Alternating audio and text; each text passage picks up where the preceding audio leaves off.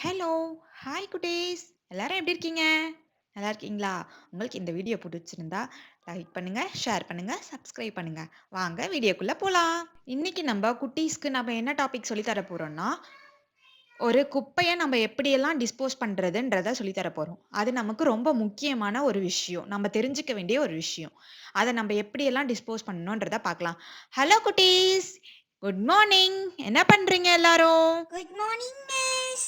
Okay குட்டீஸ், நம்ம இன்னைக்கு என்ன டாபிக் பார்க்க போறோம்னா, குப்பைகளெல்லாம் எப்படி வீட்ல இருந்து எடுத்து வெளிய போடணும். குப்பை கலெக்ட் பண்றவங்க கிட்ட நம்ம எப்படி குடுக்கணும்ன்றத பார்க்கலாம். ஓகேவா குட்டீஸ்? இப்பவே நம்ம இத தெரிஞ்சுக்கிட்டா தான் பெரிய பசங்க ஆனா நம்ம மத்தவங்களுக்கு சொல்லிக் குடுக்க முடியும். இதுதான் நம்மளுக்கு பேசிக். நம்மளோட நாட்டையும், நம்ம வீட்டையும் நம்ம கிளீனா வச்சுக்கிட்டா தான் நமக்கு நல்லது. நம்மளோட சுற்றுச்சூழலுக்கும் நல்லது. ஓகேவா குட்டீஸ்? தெரிஞ்சுக்கலாமா? Okay miss. உங்க வீட்ல டெய்லி வர குப்பைய யாரு எடுத்து வெளிய வைக்கிறது?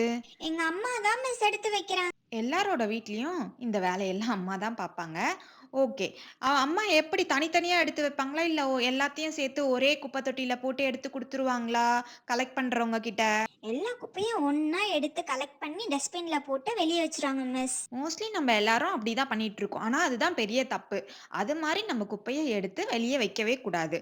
இப்ப மக்கும் குப்பை, மக்கா குப்பைன்னு தனித்தனியா நம்ம வீட்லயே அத பிரிச்சிரணும். ஓகேவா? அத எப்படி பிரிக்கணும்னா, பிளாஸ்டிக் ஐட்டம்ஸ், அப்புறம் பாட்டில்ஸ், கவர்ஸ், ஆ நம்ம இப்போ அ டின்லலாம் நம்ம ட்ரிங்க்ஸ் குடிச்சோம்னா, அந்த டின் இதெல்லாம் மக்காத குப்பைங்க. இதெல்லாம் நம்ம ரீசைக்கிள் பண்ணிக்கலாம். அதெல்லாம் நம்ம தனியா வைக்கணும். அப்புறமா மக்கும் குப்பைனா பேப்பர்ஸ், அதுக்கப்புறம் வெஜிடபிள்ஸ் வேஸ்டேஜ் எல்லாம் இருக்கும்ல, அதெல்லாம் நம்ம எடுத்து தனியா வைக்கணும். நான் வீட்ல போயிட்டு அம்மா கிட்ட சொல்றேன் மிஸ், தனித்தனியா வைக்க சொல்லி. ஒரு வழியா எல்லா வேலையும் முடிஞ்சிருச்சு. சமைச்சாச்சு, சாமானெல்லாம் தொலைக்கி போட்டாச்சு. எல்லாம் முடிஞ்சுது. ஓகே. நம்ம ஹால்ல போய் கொஞ்ச நேரம் டிவி பார்க்கலாம். கொஞ்ச நேரம் ரெஸ்ட் எடுக்கலாம். அப்பாடி! என்னம்மா பண்றீங்க? என்னம்மா இப்படி பண்ணி வச்சிருக்கீங்க வீட்ட? என்னால முடியலம்மா. எவ்ளோ வேலைம்மா நான் பார்க்கறது? எனக்கு கொஞ்சம் ஹெல்ப் பண்ணுங்கம்மா. இது மாரி பேப்பர்லாம் கிழிச்சு போடக்கூடாதுன்னு உங்களுக்கு தெரியாதா? அச்சச்சோ, அம்மா சாரிம்மா, தெரியாம பண்ணிட்டோம்மா. இன்னைக்கு தான் மிஸ் சொல்லி கொடுத்தாங்கம்மா.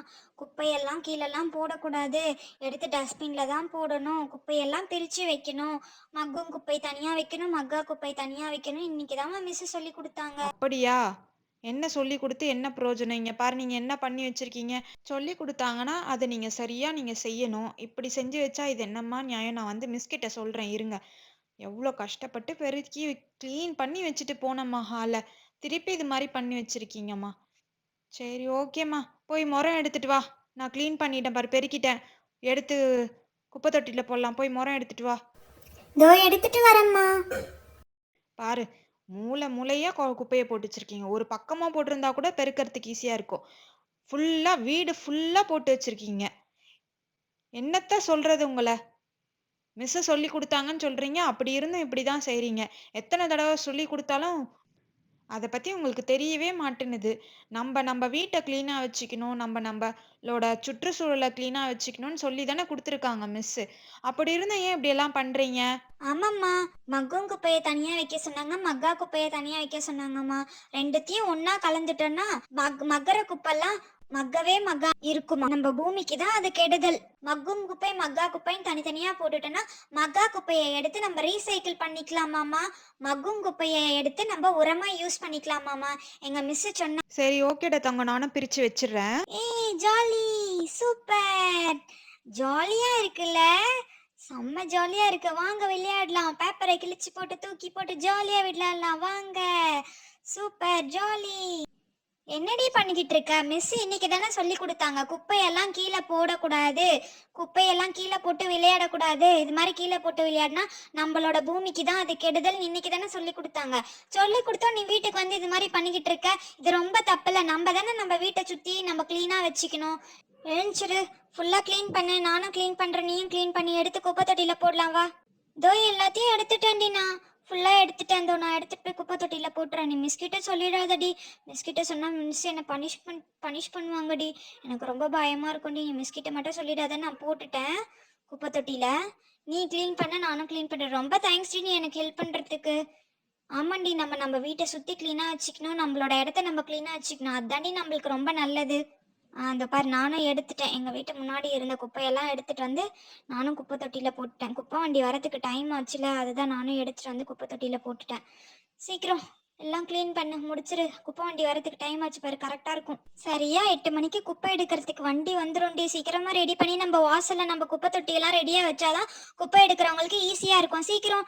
நான் அதை எடுத்துட்டு வந்துட்டேன். வீட்டுக்குள்ள இருந்து குப்பை தொட்டி எடுத்துட்டு வந்து வெளியே வைக்க போறேன். அப்படா வச்சுட்டேன். அப்பா. ஏய் அங்க பாருடி, வண்டி வந்துருச்சு. சூப்பரா இருக்குல்ல வண்டி. மக்கும் குப்பை மங்கா குப்பைன்னு தனியா பிரிச்சு வச்சா மட்டும் போதும், அவங்க ஈஸியா கலெக்ட் பண்ணி எடுத்து போட்டு போயிடுவாங்க.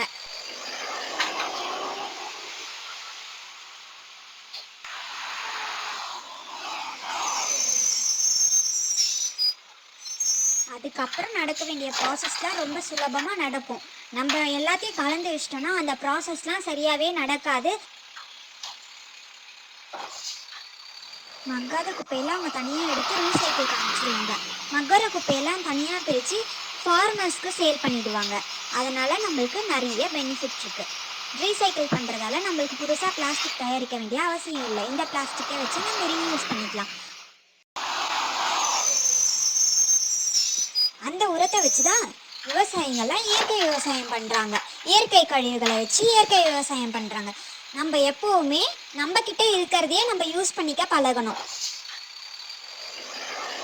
நம்ம நிறைய கெமிக்கல்ஸ் எல்லாம் யூஸ் பண்ணோம்னா நம்ம எடுத்துக்கிற ஃபுட்டில் நிறைய கெமிக்கல்ஸ் மிக்ஸ் ஆகிடும். அதனால் நம்ம இயற்கை விவசாயத்துக்குள்ளே போனோம்னா நம்மளோட லைஃப் ஸ்டைலும் மாறும். ஹெல்த்தியான லைஃப்பை நம்ம லீட் பண்ணலாம். ஓகே ஃப்ரெண்ட்ஸ், இன்றைக்கி நம்ம ஒரு நல்ல விஷயத்த கற்றுக்கிட்டோம். அடுத்த நாள் நம்ம இன்னொரு நல்ல விஷயத்த கற்றுக்கலாம். நம்ம எப்போவுமே நல்ல விஷயத்த கற்றுக்கிட்டு அதை நோக்கி போகிறது தான் நம்ம உடம்புக்கும் நல்லது, நம்ம மனசுக்கும் நல்லது, நம்ம சுற்றுச்சூழலுக்கும் நல்லது, நம்ம பூமிக்கும் நல்லது, எல்லாருக்குமே நல்லது. ஹாப்பியாக இருங்க, ஜாலியாக இருங்க. Happy new year.